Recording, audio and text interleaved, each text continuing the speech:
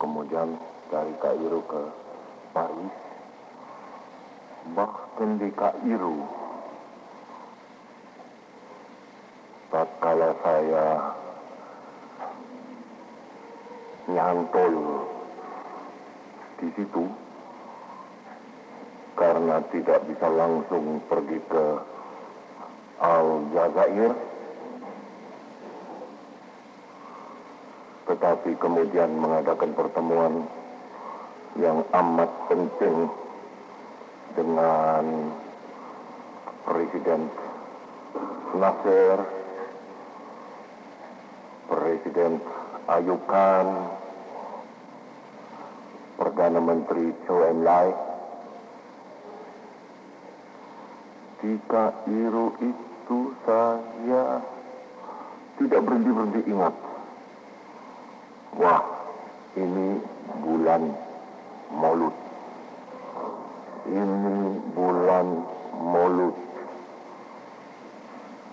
Kita nanti di Jakarta harus mengadakan peringatan Maulud yang sebaik-baiknya. Maka di Kairo itu saya ingat bahwa hari Maulud atau perayaan hari Maulud sebenarnya bukan satu hal yang wajib.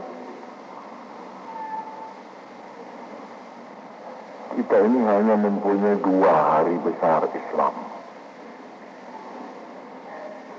yaitu hari Idul Fitri dan Idul Kurban.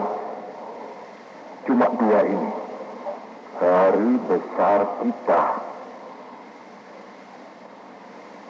Tetapi sebagai saudara-saudara mengetahui, zaman sekarang salah satu hari yang kita muliakan, salah satu hari yang kita muliakan di dalam kehidupan kita sebagai umat Islam ialah hari Maulud Nabi kita yang kita cintai. Dari pihak Kristen yang termasyhur panglima perangnya ialah Richard Lionheart, yang spesial dari Inggris datang ke timur untuk memimpin laskar Kristen merebut kembali tanah suci. Dari pihak Islam, panglima perangnya Salahuddin. Nah, ini satu bukti kehebatan Salahuddin dalam psikologi massa untuk membangkitkan semangat Islam sehingga berkobar-kobar kembali. Membangkitkan semangat Islam sebagai semangat perjuangan. Salahuddin memerintahkan kepada laskarnya, kepada kawan-kawan seagama untuk mengadakan peringatan Maulid Nabi Muhammad sallallahu alaihi wasallam. Jadi sebelum Salahuddin,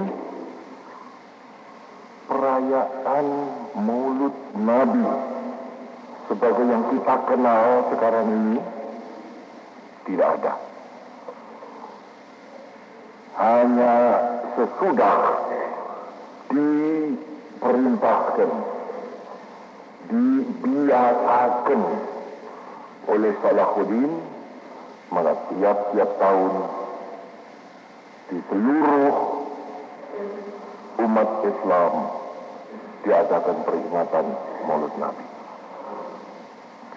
Nah, pada waktu saya di Kairo, saudara-saudara,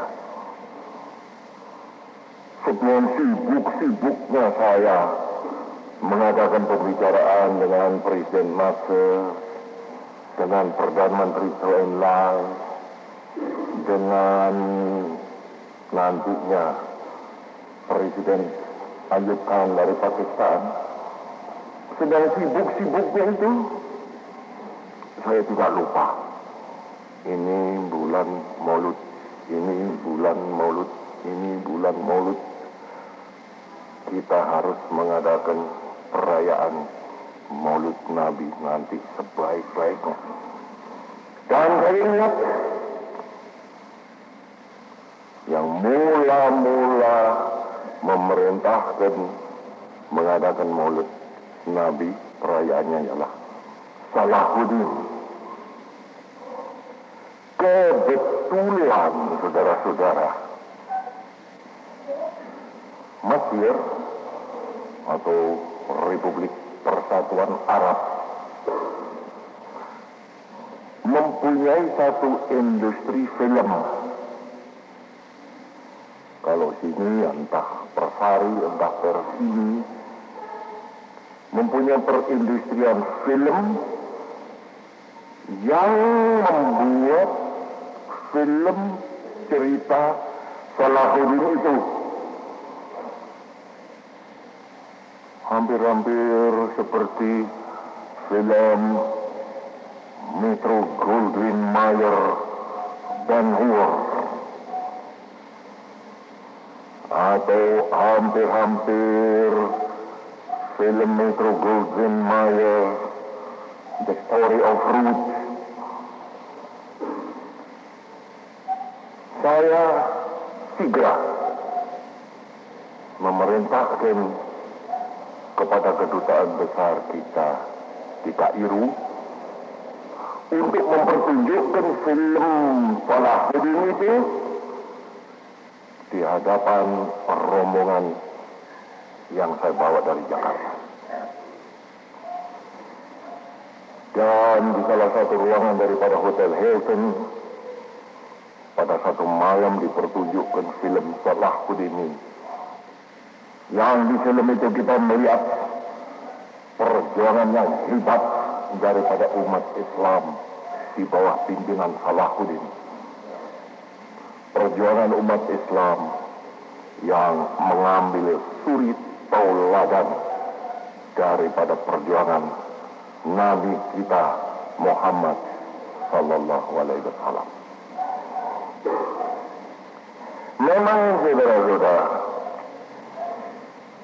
kita sebagai umat Islam harus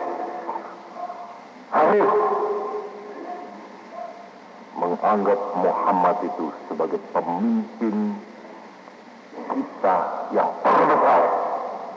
Bahkan harus kita mengatakan tidak ada pemimpin yang lebih besar daripada Muhammad sallallahu alaihi wasallam.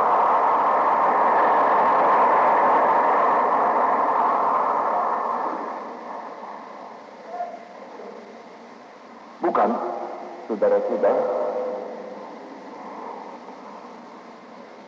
dalam pokok daripada segala pokok, misalnya kalau kita mengikrarkan rukun iman kita, di situ sudah dikatakan bahwa kita harus percaya kepada rasul-rasul, percaya kepada Tuhan satu, percaya kepada malaikat-malaikat dua, percaya loh, bukan sekadar ya percaya artinya sampai ke tulang sumsum kita, percaya kepada kitab-kitab, percaya kepada rasul-rasul, percaya kepada takdir, percaya kepada hari kiamat. 6. Dan salah satu daripada rukun Islam kita juga jelas berbunyi syahadat. Asyhadu an la ilaha illallah wa asyhadu an la ilaha Muhammad Rasulullah. Kita percaya bahwa Muhammad adalah utusan daripada Tuhan.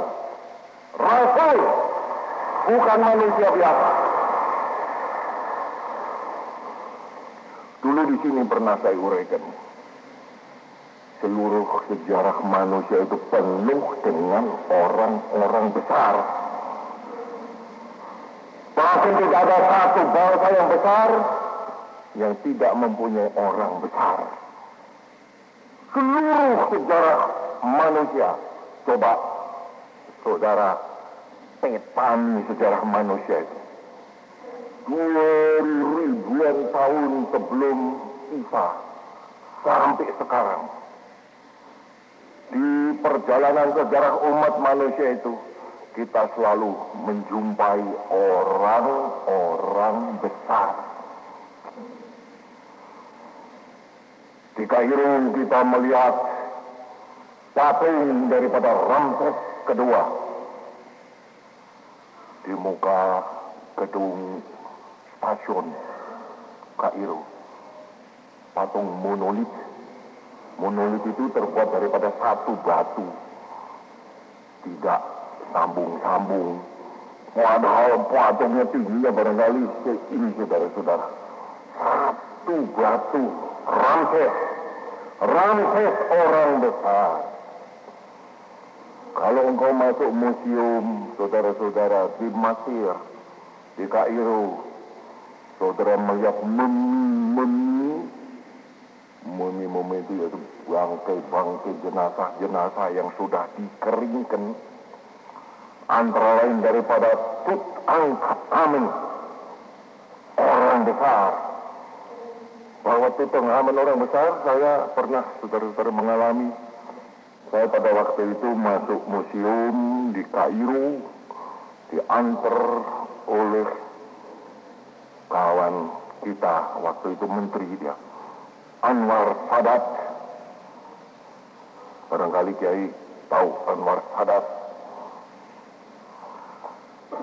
Pada waktu Anwar Sadat mengajak kepada saya masuk ruangan melihat Tutankhamun, Anwar Sadat memberi perintah kepada semua militer, ya, beri hormat. Oleh karena menurut anggapan orang Mesir, Tutankhamun adalah orang besar. Demikian pula saudara-saudara, Mesir yang kemudian, tiap-tiap kali kita berjumpa orang besar, berjumpa dengan Mustafa Kamil, berjumpa dengan Muhammad Farid Bey, berjumpa dengan Arabi Pasha, berjumpa dengan Zakhlil Pasha, semuanya orang-orang besar. Belakangan ini berjumpa dengan Gamal Abdul Nasser yang sekarang menjadi presiden. Ini Mesir. Coba saudara pergi ke Inggris,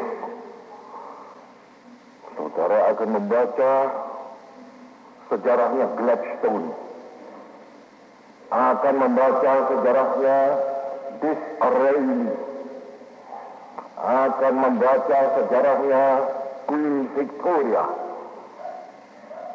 akan membaca sejarahnya pemimpin kaum buruh, entah Kier Harvey, entah laki istri Webb, orang-orang besar. Kalau saudara melompat dari Inggris ke Jerman, saudara akan berjumpa dengan Dear Alte Fritz, orang besar. Saudara akan berjumpa dengan Otto von Bismarck, orang besar. Saudara akan berjumpa dengan pemimpin kaum buruh Wilhelm Liebknecht, orang besar. Saudara akan berjumpa dengan pemimpin wanita, asalnya dari Polandia, Rosa Luxemburg, orang wanita besar. Di negeri Belanda, saudara-saudara akan berjumpa Willem van Oranje, orang besar yang memerdekakan negeri Belanda dari kolonialisme Spanyol. Melompat saudara ke Perancis. Duta besar Perancis duduk di sini. Berjumpa dengan pemimpin revolusi Mirabeau, orang besar. Berjumpa dengan Danton, orang besar. Berjumpa dengan Camille Desmoulins, orang besar. Berjumpa dengan Marat, orang besar. Berjumpa dengan Madame Roland, orang besar. Berjumpa dengan Théroigne de Méricourt, orang besar. Berjumpa dengan kemudian Millerand, orang besar. Clemenceau, orang besar. Talleyrand, orang besar. Marshal Foch, orang besar. Semuanya orang-orang besar. Itali, Itali, saudara-saudara. Saudara, di dalam sejarah Italia akan berjumpa dengan Garibaldi, akan berjumpa dengan Mazzini, orang-orang besar. Akan berjumpa dengan Cavour, orang besar. Melompat ke Rusia, saudara akan berjumpa dengan Plekhanov. Saudara akan berjumpa dengan Lenin. Saudara akan berjumpa dengan Stalin. Orang-orang besar. Melompat ke Tiongkok, saudara akan berjumpa dengan Dr. Sun Yat-sen, orang besar. Berjumpa dengan Mao Zedong, orang besar. Berjumpa dengan Zhou Enlai, orang besar. Melompat ke Jepang, saudara akan berjumpa dengan Toyotomi Hideyoshi, orang besar. Berjumpa dengan Count Okuma, orang besar. Melompat ke Filipina, saudara akan berjumpa dengan Jose Rizal y Mercado, orang besar, bapak daripada nasionalisme Filipina. Pendek kata, di mana-mana, saudara-saudara, orang besar. Amerika mempunyai orang besar. George Washington, orang besar. Atau Jefferson, Thomas Jefferson, orang besar. Amerika Selatan, saudara akan menemui orang besar. San Martin, orang besar. Hidalgo, orang besar. Di mana-mana orang besar, saudara-saudara. Tapi orang-orang besar ini satu persatu tidak luput dari salah. Oleh karena sekadar manusia biasa. Pegang ini. Siapa berani berkata bahwa Bismarck tidak pernah bersalah? Siapa berani berkata bahwa Mirabeau tidak pernah bersalah? Siapa berani berkata bahwa Gladstone tidak pernah bersalah? Siapa berani berkata bahwa Garibaldi tidak pernah bersalah? Siapa berani berkata bahwa Mao Zedong tidak pernah bersalah? Siapa berani berkata bahwa Gandhi tidak pernah bersalah? Mohandas Karamchand Gandhi Siapa berani berkata bahwa Stalin tidak pernah bersalah? Siapa berani berkata bahwa Jose Rizal y Mercado Filipina tidak pernah bersalah? Pernah bersalah. Oleh karena memang khilaf, salah adalah sifat manusia. Tetapi Nabi, Rasul tidak pernah bersalah. Oleh karena itu, saudara-saudara, Isa tidak pernah bersalah. Oleh karena dia adalah Nabi, Rasul. Muhammad tidak pernah bersalah. Oleh karena dia adalah Nabi, Rasul. Oleh karena itu kita, saudara-saudara, dalam kita mengucapkan misalnya syahadat, aku menyatakan bahwa tidak ada Tuhan kecuali Allah yang harus disembah, dan bahwa Muhammad adalah pesuruhnya, rasulnya. Kita harus di dalam hati kita menanamkan keyakinan bahwa Muhammad adalah rasul, Muhammad adalah tidak pernah bersalah, pimpinannya adalah pimpinan yang mutlak benar, dan kita harus menjalankan segenap apa yang ia berikan sebagai pimpinan. Aku bertanya kepadamu sekalian, saudara-saudara Islam yang duduk di sini, sudahkah saudara, katakanlah bahasa Belanda, blindelings. Blindelings itu artinya seperti buta, ikut saja kepada Muhammad. Oleh karena kita yakin bahwa Muhammad adalah pemimpin yang utama, pemimpin yang mutlak, pemimpinnya tidak pernah bersalah. Nah, tetapi saudara-saudara, tetapi salah satu corak daripada agama Islam itu yaitu yang baik, amat baik, kebelindelingsan itu tidak ada. Pembutaan gitu. Ya kita sudah agama Islam ini seperti orang buta aja di jalan. Tidak ada. Islam adalah agama yang menuju kepada otak. Islam adalah agama yang menuju kepada hati dan otak. Segala ajaran Islam bisa diterima oleh hati kita dan bisa diterima oleh otak kita.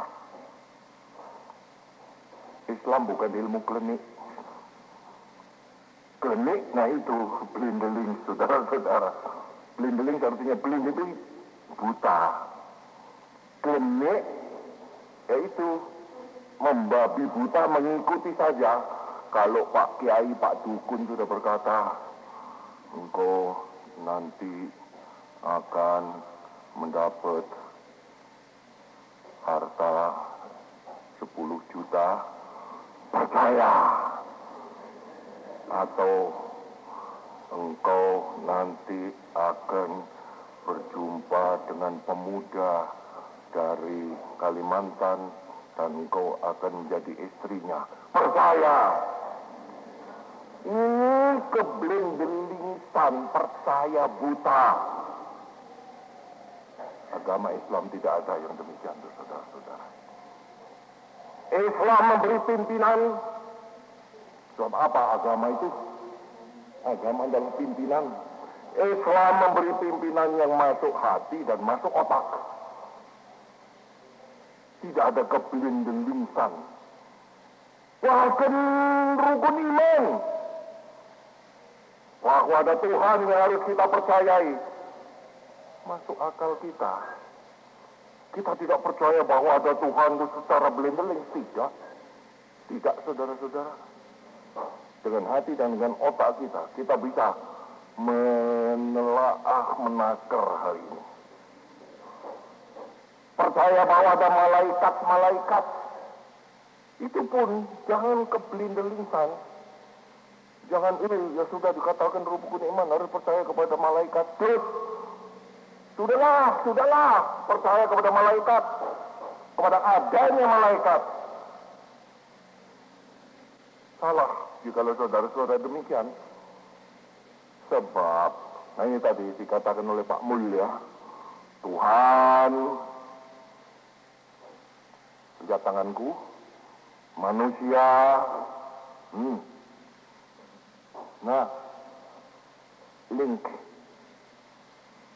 hubungan antara Tuhan dan nanti Rasul dan manusia itu harus ada. Nah ini tesnya, ini urusan otak. Ada malaikat. Bukan kok, dikatakan dalam rukun iman harus percaya kepada malaikat, adanya malaikat. Sudah, masuk akal atau tidak masuk akal kita terima saja adanya malaikat. Itu salah, saudara-saudara. Bahwa ada Rasul, jangan pun diterima secara blendeling. Umat manusia selalu mempunyai pemimpin-pemimpin. Jangan pun manusia. Saudara-saudara. Lihat monyet-monyet ketek-ketek di hutan itu. Selalu ada pemimpinnya. Pernahkah saudara melihat sekawanan ketek, sekawanan monyet? Selalu ada yang bengkaroan. Dia yang menjadi pemimpin daripada rombongan monyet itu. Demikian pula gajah. Demikian pula ikan-ikan di laut. Apalagi manusia. Di dalam sejarah umat manusia selalu, saudara-saudara, manusia itu ada yang mimpin. Nah ini rasul-rasul atau pemimpin kelas 2, kelas 3, kelas 4, kelas 5 seperti Bapak ini, seperti Pak Mul ini, seperti Pak Saifuddin Zuhri ini, kelas 5, kelas 6. Tapi selalu ada perantara antara ajaran dengan manusia yang diberi ajaran itu, yaitu pemimpin. Masuk akal bahwa kita harus percaya kepada rasul-rasul. Padahal kita nggak pernah melihat Muhammad, nggak pernah kita melihat Musa, nggak pernah kita melihat Sulaiman, nggak pernah kita melihat Isa.